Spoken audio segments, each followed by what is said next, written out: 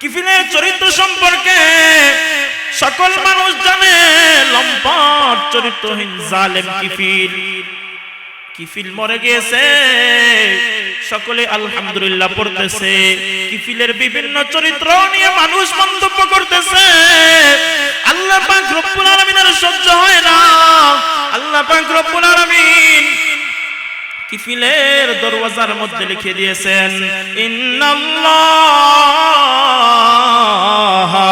ক্বাদ গাফারাল কিফলা। সাবধান সাবধান, তোরা কিফিলকে নিয়ে আর বাজে মন্তব্য করবি না, কিফিলকে নিয়ে আর বাজে সমালোচনা করবি না। কিফিল আমি আল্লাহর ওলি হয়ে গিয়েছে, অতএব সাবধান, মুখের মধ্যে লাগাম লাগাও। সুবহানাল্লাহ। এর মধ্যে এমন অনেক ঘটনা পাওয়া যায়, সারা জনমভর গুনাহ করে কাটিয়েছে। আল্লাহর বান্দা সারা জনমভর গুনাহ করে কাটিয়েছে। আল্লাহ পাক রব্বুল আলামিন ধন দৌলত, বাদশাহী, জীবন যৌবন, অর্থ সম্পদ সব কিছু দিয়েছেন, কিন্তু অন্তরের মধ্যে আল্লাহর ভয় নাই, তাকওয়া নাই, যার কারণে গোটা জীবনভর আল্লাহর নাফরমানি করে কাটিয়েছে। কিন্তু হায়াতের শেষ প্রাণে আল্লাহর ভয় ঢুকে গিয়েছে। আর আল্লাহর ভয় ঢোকার পর আল্লাহকে শুধু একটাবার মন খুলে আল্লাহ, একটাবার সকলে আল্লাহকে ডাক দেন না আল্লাহ, আর একটু চিৎকার দিয়ে ডাক দেন না আল্লাহ। আল্লাহ কি এমন মায়া লাগে ডাক দিয়েছে, আল্লাহর এত পছন্দের হয়েছে, এত পছন্দের হয়েছে, আল্লাহ নিজের বন্ধুকে দুনিয়ায় থাকার উপযুক্ত মনে করেন নাই, বরং নিজের বন্ধুকে অল্প সময়ের ভিতর মৃত্যুর মাধ্যমে নিজের কাছে টেনে নিলেন। সুবহানাল্লাহ। বনি ইসরাইলের একজন জালেম শাসক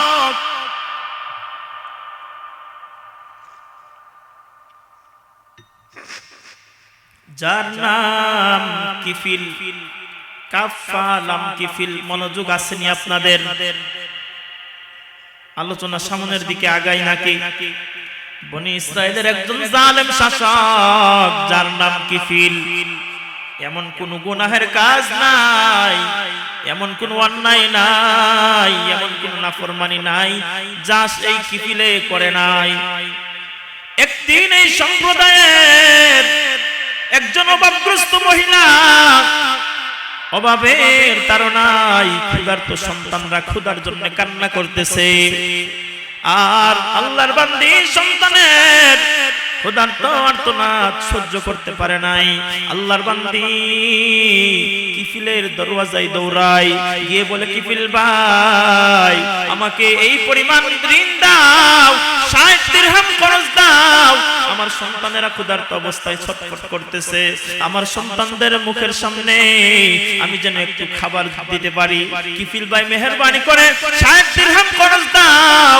আল্লাহর বান্দি কিফিলের কাছে সাহায্য যাওয়ার পর পাপিষ্ঠ কিফিল, লম্পট দুশ্চরিত্র কিফিল মহিলার প্রস্তাব প্রত্যাখ্যান করে দিয়ে সাথে সাথে খারাপ একটা শর্ত জুড়ে দিয়ে এলো, এ আল্লাহর বান্দি, সাবধান সাবধান, তোকে আমি কোনো খরচ দিতে পারবো না, একটা শর্তে তোকে আমি খরচ দেব, তুই যদি তোর এই সুন্দর দেহটা তুই যদি আমাকে ভোগ করতে দাও, তবে আমি তোকে খরচ দেব। চিৎকার দিয়ে পড়েন নাউযুবিল্লাহ। আল্লাহর বান্দার অন্তরের মধ্যে আল্লাহর ভয়,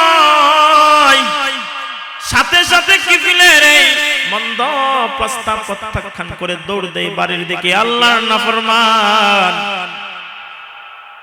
প্রয়োজনে নিজের জীবন দিয়ে দিব, অনাহারে থাকবো, কিন্তু আল্লাহ যে কাজে অপছন্দ করেন, আল্লাহ সন্তুষ্ট হন, এই কাজ করব না। আল্লাহর বান্দি বাড়ির দিকে দৌড়ায়।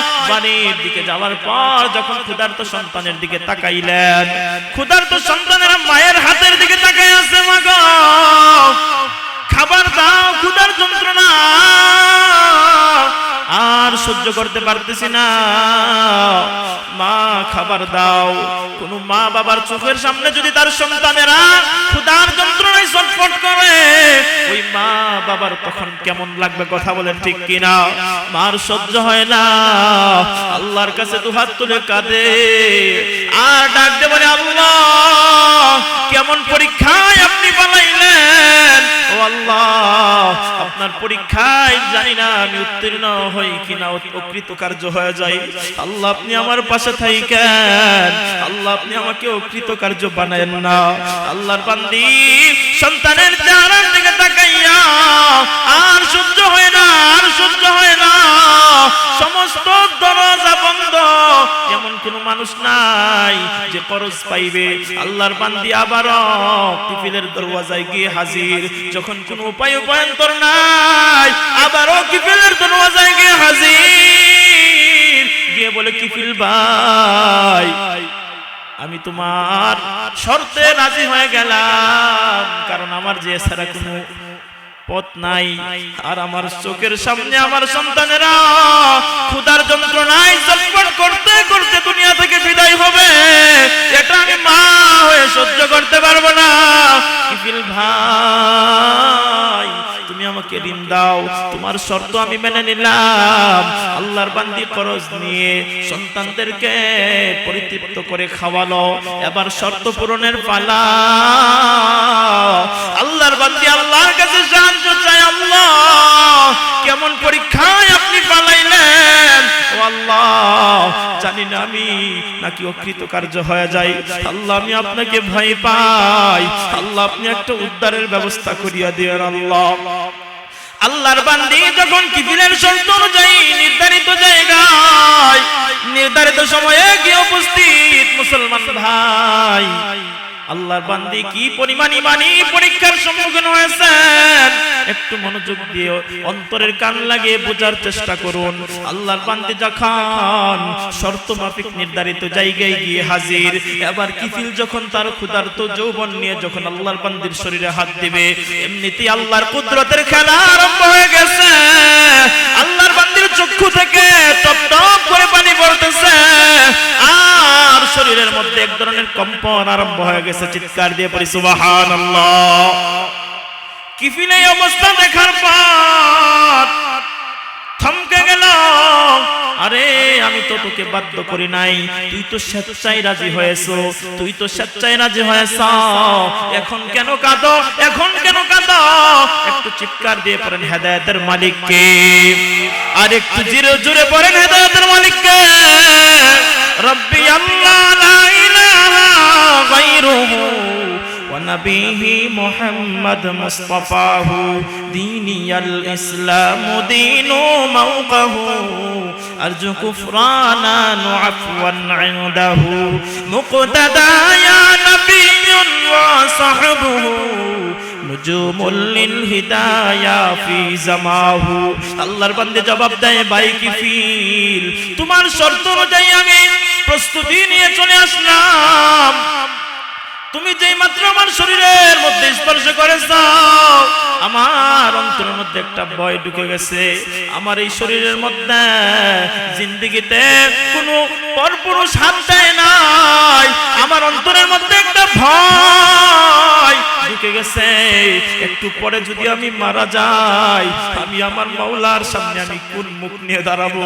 আমি তো বেবিচারকারিনী হয়ে দাঁড়াবো, আমি তো জানিয়া হিসাবে দাঁড়াবো। আমি আমার মাওলার ভয় অন্তরের মধ্যে ঢুকে গেছে। হাসরের ময়দানে আমি তো আল্লাহর আদালতে আসামি হয়ে যাব, আমি তো জাহান্নামী হয়ে যাব, আমার তো কোনো উপায় নাই। এই জবাব যখন কিফিল আল্লাহর বান্দির জবান থেকে শুনল, কিফিলের অন্তরের মধ্যে একটু ধাক্কা লাগছে। আবারও চিৎকার দিয়ে পড়েন হেদায়েতের মালিক কে? আল্লাহ পাক রব্বুল আলামিনের হেদায়েতের ইশারা হয়ে গেছে। সাথে সাথে কিফিলও কাঁদতে আরম্ভ করেছে। পিছনের জিন্দেগির সমস্ত ইতিহাস কিফিলের স্মরণ হতে লাগলো। আল্লাহ তো আমাকে কোনো কিছু কম দেন নাই, আল্লাহ আমাকে বাদশাহী দান করেছেন, ক্ষমতা দান করেছেন, আল্লাহ আমাকে ধন দৌলত দান করেছেন, রূপ সুন্দর যৌবন দান করেছেন, কিন্তু একটা বারের জন্য আমি পরকাল নিয়ে ভাবি নাই, একটা বাবু আমি আমার হাসর নিয়ে ভাবি নাই। আল্লাহর এই বান্দি ওভাবে পড়ে বাধ্য হয়ে এই পথে আসার পর তার অন্তরের মধ্যে কেমন ভয়, কিন্তু আমি যে জীবনভর নাফরমানি করে কাটাইলাম, আমি যে জীবনভর আল্লাহর হুকুম লঙ্ঘন করলাম, আমি কিভাবে আমি আল্লাহর সামনে দাঁড়াবো? আমার তো মনে হয় আমার থেকে বড় জঘন্যতম অপরাধী এই জমিনের মধ্যে কেউ নাই, আমি কেমনে দাঁড়াবো? কিফিল ও আল্লাহর বান্দা কিফিল থরথর করে তার চোখ দিয়ে পানি পড়তে লাগলো। সাথে সাথে আল্লাহর বান্দিকে ডাক দিয়ে বলে, আল্লাহর বান্দি, আল্লাহর কসম করে বললাম, আল্লাহর কসম করে বললাম, তোকে আমি যেই পরিমাণ খরচ দিয়েছিলাম এটা আমি তোকে হেবা করে দিলাম, হাদিয়া করে দিলাম। সুবহানাল্লাহ। তুই সাক্ষী থাক, তোকে আমি সাক্ষীর মাধ্যমে আল্লাহর কাছে তওবা করলাম, ও আল্লাহর যতদিন বাঁচব আর তোমার নাফরমানি করব না। আল্লাহ দুনিয়ায় যতদিন বাঁচব তোমার হুকুম আর লঙ্ঘন করব না। ও আল্লাহ, আপনি আমার পিছনের জীবনের সমস্ত গুনাহ ক্ষমা করে দেন। কিফিল একটা গুনাহের কাজকে চরম পর্যায়ে যাওয়ার পরও স্যাক্রিফাইস করে আল্লাহর ভয় নিয়ে যখন আল্লাহকে ডাক দিয়েছে, আল্লাহ আল্লাহ পাক রব্বুল আলামিনের এত পছন্দ হয়েছে, এত পছন্দ হয়েছে। একটু পরে কিফিলের মৃত্যু সংবাদ যখন এলাকাবাসীর কানে পৌঁছে গিয়েছে, একটু অন্তর থেকে জবাব দিবেন। যখন কোন জালেম পাপিষ্ট কোন খারাপ মানুষের মৃত্যুর সংবাদ কানে আসে, তখন মন থেকে ওঠমনায় আসে, আলহামদুলিল্লাহ আসে। কথা বলেন ঠিক কিনা? আরো জবান দিয়ে আসে, এই খারাপটা শয়তানটা আরো 2 দিন আগে মারা যাইতে পারতো না, এরকম কথা আসে কি আসে না? কিন্তু যখন কোন নেককার আল্লাহওয়ালা মানুষ মারা যায়, সাধারণ মানুষ তার মৃত্যুর সংবাদ শুনে কাঁদে, তার জন্য মাগফিরাতের দোয়া করে। কথা বলেন ঠিক কিনা?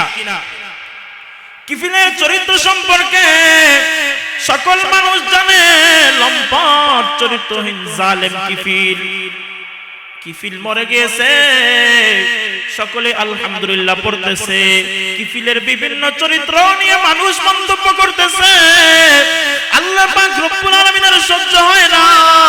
আল্লাহ পাক রব্বুল আলামিন কিফিলের দরওয়াজার মধ্যে লিখে দিয়েছেন, ইন্নাল্লাহ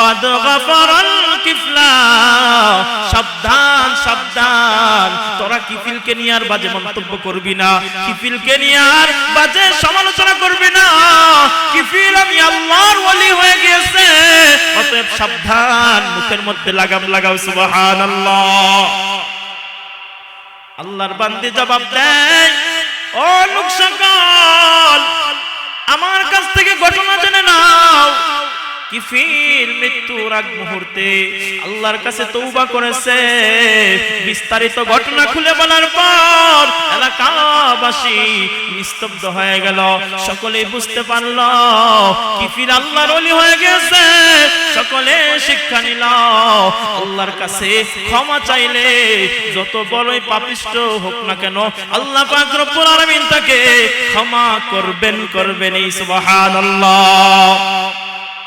ইস্তিগফারের আলোচনা করতেছিলাম আল্লাহর কাছে ক্ষমা চাও আস্তাগফিরুল্লাহ কি আজকে থেকে কারা সঙ্গী বানাইবে একটু হাত তুলে আল্লাহকে দেখাই লিল্লাহি তাকবীর আল্লাহ মরণ পর্যন্ত ইস্তিগফারকে আমাদের সঙ্গী হিসাবে কবুল আর মঞ্জুর ফরমাও সকলে পড়ি আমিন ইউরসিলিস সামা আলাইকুম মিদরারা ইস্তিগফারের দ্বিতীয় নম্বর পুরস্কার আল্লাহ পাক রব্বুল আলামিন রহমতের বৃষ্টি দ্বারা জমিনকে সয়রাব করে দিবেন সিক্ত করে দিবেন সুবহানাল্লাহ এখন তো প্রযুক্তি আমাদেরকে অনেক আগায় দিয়েছে যখন মেশিন ছিল না যখন প্রযুক্তি ছিল না মানুষ পানির জন্য কি পরিমাণ ভোগান্তি ছিল একটু মুরব্বী মানুষরা বুঝবেন সঠিক সময় যদি বৃষ্টি না হতো মানুষের ফসলের 12টা বাইজা যাইতো আল্লাহ পাক রব্বুল আলামিন বলেন বান্দা ইস্তিগফারের উপর আমল লাগাও আমি আল্লাহ জমিনকে রহমতের বৃষ্টি দ্বারা সয়রাব করে দিব সুবহানাল্লাহ ওয়া ইউমদিদুকুম বিআমওয়ালিন ওয়া বানিন প্রথম নাম্বার পুরস্কার গিয়েছে আল্লাহ জীবনের সমস্ত গুনাহ খাতা maaf করে দিবেন। দ্বিতীয় নাম্বার পুরস্কার আল্লাহ পাক রব্বুল আলামিন রহমতের বৃষ্টি দ্বারা জমিনকে ছায়ালাভ করে দিবেন। তৃতীয় নাম্বার পুরস্কার ওয়ায়ুমদিদকুম বিআমওয়াল, আল্লাহ পাক রব্বুল আলামিন এত সহজ, এত বৈধ, এত আরামদায়ক একটা পথ বাহির করে দিবেন, যেই পথের মাধ্যমে বান্দা যদি মেহনত করতে পারে আল্লাহ পাক রব্বুল আলামিন অল্প দিনেই ধনবান বানায়া দিবেন। সুবহানাল্লাহ, বাড়িতে গিয়া বইলেন আর জোরে বলেন সুবহানাল্লাহ। ধনী হইতে কে বানা চায়? আমার সোনার বাংলার কত যুবক ভাই, বিশেষ করে সিলেটের কত কষ্ট লাগে, কত যুবক ভাই ইতালির জমিনে যাওয়ার উদ্দেশ্যে কত খবর আমরা শুনি। লিবিয়ার সাগরে জীবন শেষ, মা বাবার কলিজার দান লাশটা পর্যন্ত মা বাবার হাতে আসে না। কথা বলেন ঠিক কিনা? ধন সম্পত্তি, অর্থ সম্পত্তি কামানোর নেশা এমন ভাবে মাথায় ঢুকে মৃত্যুকে সে সহজ মনে করে, তারপরও সে ওই দূর প্রবাসে পাড়ি দিতে হবে যে কোনো বিনিময়ে হলে। অথচ আল্লাহ পাক রব্বুল আলামিন বলতেছেন বান্দা ইস্তিগফারের উপর আমল লাগাও, আল্লাহ পাক রব্বুল আলামিন এমন সহজ, এমন বৈধ একটা পথ বাহির করে দিবেন, যেই বৈধ পথে অল্প দিনেই আল্লাহ তোমাকে ধনবান বানায়া দিবেন। আজকে যুবক ভাইয়েরা কত পরিশ্রম করে অর্থ সম্পত্তি কামানোর জন্য মা বাবাকে ছেড়ে দূর প্রবাসে পাড়ি দেয়। অনেক সময় মার কথা স্মরণ হয়, কিন্তু মাকে দেখতে পারে না, বাবাকে দেখতে পারে না। ওই দিনে একটা ভিডিও ক্লিপ দেখলাম, একটা প্রবাসী ভাই কঠিন পরিশ্রম করতেছে, হঠাৎ মায়ের কথা মনে পড়ে গেছে আর অজস্রভাবে কাঁদতেছে। মাকে সাথে সাথে ভিডিও কল দেয় আর বলে, মা গো তোমার কথা অন্তরের মধ্যে মনে পড়ে গেছে, মা গো আমি আর সহ্য করতে পারতেছি না, তোমাকে দেখতে তোমার কপালে একটা চুমু খাইতে বড় মনে চাইতেছে। মাও সাথে সাথে কান্না করে দিয়েছে, রে বাবা তুই কাঁদিস না, তুই যদি কাঁদো আমি তো সহ্য করতে পারবো না। যুবক ভাইয়েরা প্রবাসের জমিনে কি পরিমাণ কষ্ট করে একমাত্র প্রবাসীরা এবং তাদের মা বাবারা জানে। কথা বলেন ঠিক কিনা? যুবক ভাই, আল্লাহ পাক রব্বুল আলামিন ইস্তিগফারের উপর আমল লাগাও। আল্লাহর কথা মিথ্যা নয়, আল্লাহর ওয়াদা মিথ্যা নয়। ইস্তিগফারের উপর আমল লাগাও, এমন সহজ বৈধ একটা পথ অটোমেটিক খুলে যাবে, যেই বৈধ পথে মেহনত করলে বান্দা অল্প দিনেই ধনবান হয়ে যাইবা। তৃতীয় নম্বর পুরস্কারের ওয়াদা গেল। চতুর্থ নম্বর ওয়ায়ুমদিদকুম বিআমওয়ালিন ওয়া বানিন, ওয়া বানিন নেককার সন্তান আল্লাহ দান করবেন। ইস্তিগফারের উপর আমল লাগাও। এই সমাজে খুঁজলে পাওয়া যাবে কত মা, কত বাবা সন্তান হারা, কত মা স্বামীর সংসার দীর্ঘদিন ধরে করতেছে কিন্তু একটা নেককার সন্তান নাই, একটা সন্তান নাই, সন্তান নাই। মানুষ কত অমুক ডাক্তারের কথা বলেছেন, পাগল পারা হয়ে ওই ডাক্তারের শরণাপন্ন হয়েছে, অমুক কবিরাজের কাছে যাও, পাগল পারা হয়ে কবিরাজের কাছে গিয়েছে, সন্তান নাই, সন্তান নাই। কত মা এমন আছে শয়তানের দুকায় পড়ে মাজারওয়ালার কাছে সন্তান চাইয়া নিজের ঈমান বিক্রি করে দিছে, এমন আছে না নাই? একটু চিৎকার দিয়ে বলবেন সন্তান দেওয়ার ক্ষমতা কার? আর একটু জোরে বলেন সন্তান দেওয়ার ক্ষমতা কার? আল্লাহ পাক রব্বুল আলামিন বলেন, মাগো ইস্তিগফারের উপর আমল লাগাও, আল্লাহ পাক রব্বুল আলামিন নিঃসন্তান রাখবেন না। বাবা ইস্তেগফারের উপর আমল লাগাও, আল্লাহ নিঃসন্তান রাখবেন না, নেককার সন্তান দান করবেন। অনেক মা বাবা এমন আছেন সন্তান পাইছেন ঠিক আছে, এই সন্তান নেককার নয়, এই সন্তান বদকার। কত মা বাবার আর্তনাদ এমন পাওয়া যায়, সন্তান যদি অবাধ্য হয় মা বাবা এই সন্তানের বিরুদ্ধে কারো কাছে মামলা দায়ের করতে পারে না, বিচার দিতে পারে না, বরং মা বাবা অন্তরে অন্তরে জ্বলে পুড়ে আর কান্না করে কথা বলেন ঠিক কিনা? এমন অনেক কপাল পোড়া সন্তান আছে নিজের মা তার কারণে সদা সর্বদা চোখের পানি ঝারে, অথচ এই মা এই সন্তানের জন্য কত কষ্ট করেছে, কত রাত নির্ঘুম থেকেছে। মারা জানে একটা সন্তানকে মানুষ করতে কি পরিমাণ কষ্ট পোহাতে হয়েছে। একটু অন্তরের কান লাগান, একটা মা যখন একটা কুলের শিশুকে নিয়ে রাত্রি বেলায় ঘুমায়, ভাই সন্তানটা যখন বিছানায় প্রস্রাব করে দেয় মার সাথে সাথে খবর হয়ে যায়। আল্লাহ পাক রব্বুল আলামিন সন্তানের আর মার মধ্যে এমন একটা কালেকশন দিয়ে দিবেন, দুনিয়ার আর কোনো মানুষ বুঝুক আর না বুঝুক সন্তানের অবস্থা মুহূর্তের মধ্যে মা বুঝে ফেলেন। সুবহানাল্লাহ। সন্তান কাঁদতেছে, বাবা কুলে নিয়েছে, কিন্তু সন্তানের কান্না বন্ধ হয় নাই। মা সাথে সাথে বলে দিয়েছেন আমার সন্তান ক্ষুধার যন্ত্রণায় কাঁদতেছে। মা সাথে সাথে বলে দেন সন্তান কেন কাঁদে, সন্তান কোন সময় কি চাইতেছে। মা সহজে বুঝে ফেলেন একটা মা কি পরিমাণ কষ্ট করেন। শীতের রাত্রিতে যখন সন্তান বিছানায় প্রস্রাব করে দিয়েছে, মার সহ্য হয় না, আমার কলিজার দহন প্রস্রাবের মধ্যে ঘুমায়, মার সহ্য হয় না।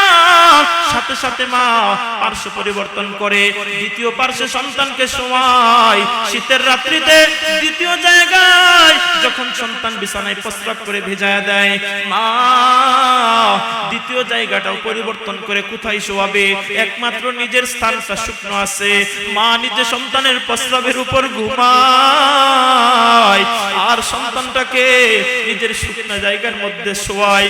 কি পরিমাণ কষ্ট একটা মা করে। আল্লাহ পাক রব্বুল আলামিন মায়ের অন্তরে সন্তানের প্রতি কি পরিমাণ দরদ আর ভালোবাসা ঢুকায় দিয়েছেন। একটা সময় যখন মায়ের এই শুকনো জায়গাটা সন্তান প্রস্রাব করে ভিজে দেয়, যখন বিছানার মধ্যে আর কোনো শুকনো জায়গা নাই, মা নিজের কলিজার ধনকে নিজের কলিজার সাথে মিশায় রাখেন। চিৎকার দিয়ে পড়ি আল্লাহু আকবার। আল্লাহ পাক রব্বুল আলামিন মায়ের অন্তরে সন্তানের প্রতি কি পরিমাণ দরদ ঢুকায় দিয়েছেন, মায়া ঢুকায় দিয়েছেন।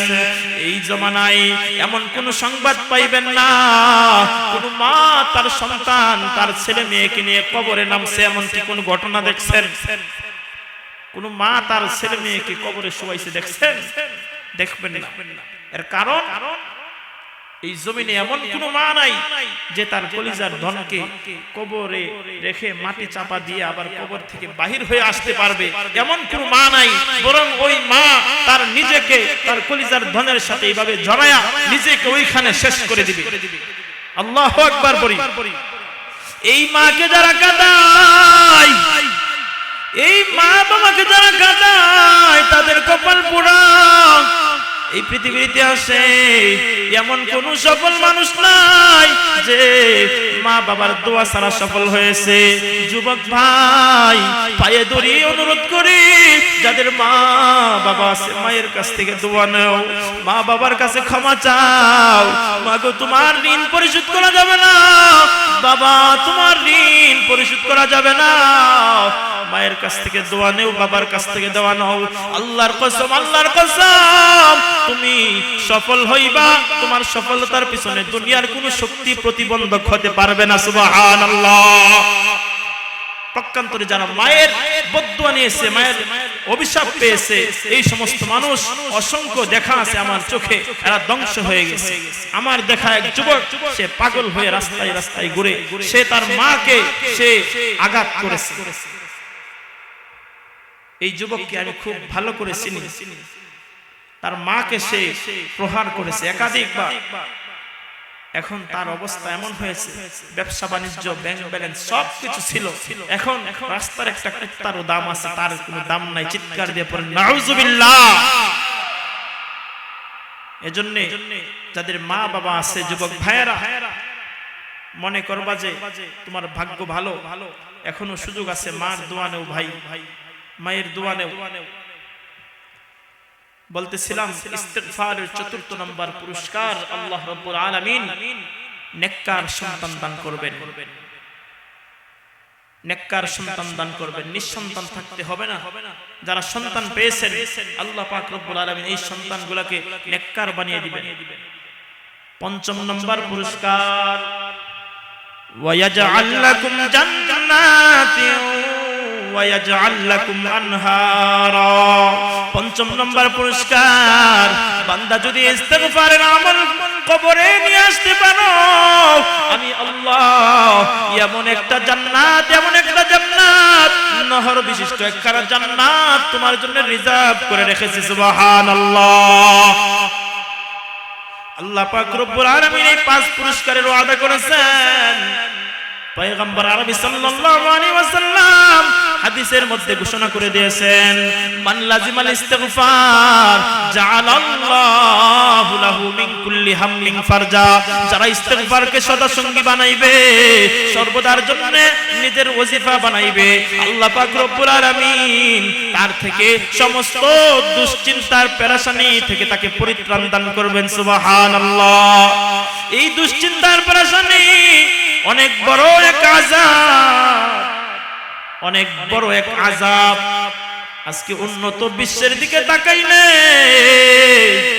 দেখা যায় তাদের অর্থ সম্পত্তির কোনো অভাব নাই, ধন দৌলতের কোনো অভাব নাই, তারপরও উন্নত বিশ্বের মধ্যে আত্মহত্যার সংখ্যা বেশি। গবেষণা করে পাওয়া যায় তাদের চিন্তা, ডিপ্রেশন, প্রেসার, তাদের সামনে আত্মহত্যার দরজা ছাড়া দ্বিতীয় কোনো দরজা খোলা থাকে না। জাপানের মতো দেশ প্রযুক্তির দিক থেকে সকলের শীর্ষে, এই দেশের মধ্যে বিশাল জঙ্গল আবিষ্কার করে রাখা হয়েছে। তুমি আত্মহত্যা করতে চাও, কোন অবস্থায় মৃত্যুবরণ করতে চাও বেছে নাও। তুমি ফাঁসির কাস্টে ঝরে, ছুরিকাঘাতে মরতে চাও, এটা তুমি নির্বাচন করো। তো নবীজি বলেন ইস্তিগফারকে সদা সর্বদার সঙ্গী বানাইলে আল্লাহ পাক রব্বুল আলামিন সকল দুশ্চিন্তার হাত থেকে পরিত্রাণ দান করবেন, তারপরে রিজিকের ব্যবস্থা করে দিবেন। এজন্য সদা সর্বদা ইস্তিগফারকে আমরা ওজিফা বানাইব তো ইনশাআল্লাহ। আর সর্বোপরি বর্তমান সমাজে ফিতনা চলতেছে, মুসলমান এদিকে চোখ কান দেওয়া যাবে না, সদা সর্বদা সুযোগ থাকতে হবে। দ্বীন ইসলামের বিপক্ষে যারাই যাবে, কোরআনের বিপক্ষে যারাই যাবে, আল্লাহর নবীর ইজ্জতের বিপক্ষে যারাই যাবে, সে আমার যতই আপন হোক না কেন, সে যত বড়ই রাজনৈতিক লিডার হোক না কেন, তাকে আমরা বৃদ্ধাঙ্গুলি দেখাতে দ্বিধাবোধ করব না। কথা বলেন ঠিক কিনা? ও মুসলমান, আমরা দেখতে পাচ্ছি ইসলাম নিয়ে বৈষম্যমূলক আচরণ করা হচ্ছে, ইসলাম নিয়ে আউল ফাউল বাউলেরা বাজে মন্তব্য করছে, আল্লাহকে নিয়ে বাজে মন্তব্য করতেছে, কোরআনকে নিয়ে অপব্যাখ্যা করছে। কত বড় দুঃসাহস! নাস্তিক আবুল সরকার ৯৫% মুসলমানদের দেশে, ৩.৫ লক্ষ মসজিদের দেশে আল্লাহকে নিয়ে বাজে মন্তব্য করে, কোরআনের অপব্যাখ্যা করে, আর মুসলমানরা ঘরে বসে থাকবে, তা কোশ্চেনকালেও হতে পারে না। কথা বলেন ঠিক কিনা? এই আবুল সরকারকে দৃষ্টান্তমূলক শাস্তি দেওয়া হয় নাই। শুধু তাই নয়, স্বাধীনতার পর থেকে এই সোনার বাংলায় কোরআন অপব্যাখ্যা করার কারণে, নবীর ইজ্জতের উপর কলঙ্কের কারণে দৃষ্টান্তমূলক কোনো শাস্তি এখনো পর্যন্ত দেখা যায় নাই, দেখা যাবে না। যেই পর্যন্ত আল্লাহর কোরআন সংসদে যাবে না, সেই পর্যন্ত দৃষ্টান্তমূলক কোনো শাস্তি দেখা যাবে না। কথা বলেন ঠিক কিনা? ও মুসলমান, সর্বোপরি একটা কথা বলে যেতে চাই, এই সমস্ত ভণ্ড নাস্তিক মুরতাদ যারা কোরআনের বিপক্ষে অবস্থান নিয়েছে, কোরআনের বিপক্ষে অবস্থান নিয়েছে, নবীর উপর কলঙ্ক লেপন করেছে, আল্লাহর কসম, আল্লাহর কসম, এক একটা নাস্তিক মুরতাদকে বাইতুল মুকাররমের সামনে প্রকাশ্য ফাঁসির কাস্টে ঝুলাইলে কসম আল্লাহর, আর দ্বিতীয়বার বাংলার জমিনে কোন নাস্তিক মুরতাদ ইসলামের বিরুদ্ধে যাওয়ার সাহস করতে পারবে না। কথা বলেন ঠিক কিনা? সর্বোপরি আরেকটা কথা বলে শেষ করে দিচ্ছি, বাংলাদেশকে নিয়ে ষড়যন্ত্র করা হচ্ছে, বাংলাদেশের প্রতি অনেক ষড়যন্ত্র চলছে। ভারতীয় আধিপত্যবাদরা, ভারতের দালালরা বাংলাদেশ নিয়ে ষড়যন্ত্র করছে। সাবধান করে দেই, 360 আউলিয়ার পুণ্যভূমি, শাইখে গৌরিয়ার পুণ্যভূমি, শাহজালালের পুণ্যভূমির দিকে চোখ তুলে তাকালে তোমাদের চক্ষু উপড়ে দেওয়া হবে, চক্ষু উপড়ে দেওয়া হবে। কথা বলেন ঠিক কিনা?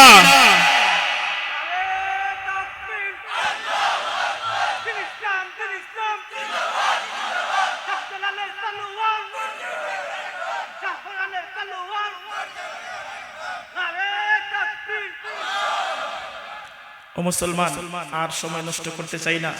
আজকের মাহফিলটা আমার খুব ভালো লেগেছে।